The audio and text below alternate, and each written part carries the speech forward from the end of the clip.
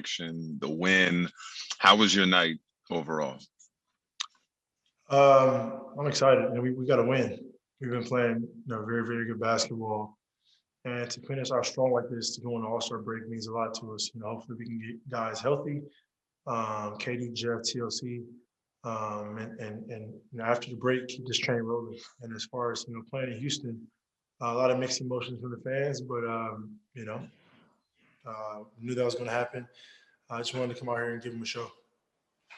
What does it say about this group to be playing so well? You've won 9 of the last 10 games headed into the break, playing so well, and you, Kevin, and Kyrie have only played 7 games together.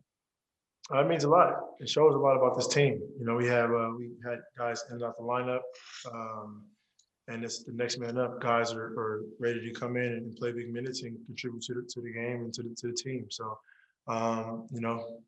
it's good playoffs. It's always like that, So I think we're molding and building everybody's confidence up to be ready to, when your name is called, to be coming in the game and contribute. So I was grateful. Like I said, I'm excited for our full team to be healthy, and we keep this thing going. Brian Lewis with the New York Post. Hey, Jen. You said you were excited to get the win, and there were a lot of mixed reactions with the fans. I'm curious, A, was it what you expected, the reception, and B, how did it feel out there? I mean, what did it feel like? What you expected it would feel like? The win. For me, once I get on that court, it's just trying to win. I'm not really worried about anything else. So that was kind of my feeling. Win the game and do whatever it takes and do what you've been doing. Wasn't trying to show off. Wasn't trying to do anything out of the ordinary that I haven't been doing.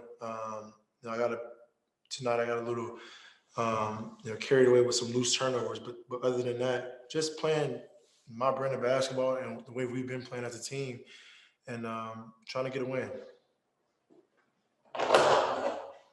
Alex Schiffer with The Athletic. Hey, James, the news came out yesterday that Houston's going to retire your number 13 at some point. Do you remember how you found out and what your reaction was when you found out?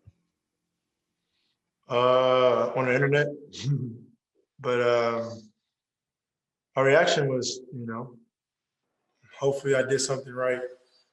Obviously I came up short of a championship, but the work on and off the court that I put in over those past 8 years, was elite, and obviously I think that's the only thing that I didn't do or didn't accomplish is the championship, which is difficult to obtain. But as far as, bringing excitement to the city, taking care of the fans, on and off the court is something that I try to contribute. So hopefully that outweighs that.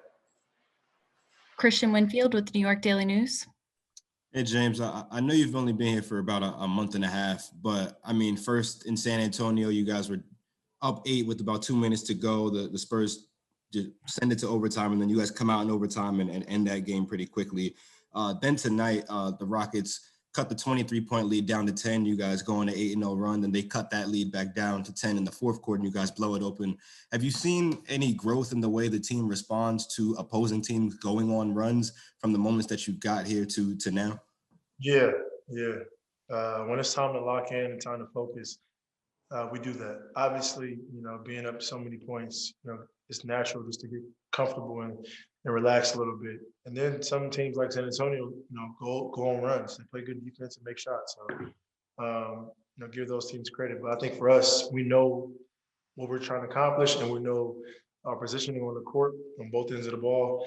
And so when we're not doing that, we have to get back to that fast. And we've done a really good job of that. So adding KD back, adding Jeff back, adding TLC back is going to bring more excitement, and it's going to have a lot more fresh legs. Christy Reichen with the Associated Press. Hi, James. I know you said that you don't really think about anything but basketball when you get on the court, but was tonight at all emotional for you, or did you feel any emotions maybe afterwards when you're talking to PJ and some of the other guys? No, a little weird just, being on the opposing side, but once I got on the court, it was, I'm locked in, and that's just how I am as a basketball player. Bruce Beck with NBC New York.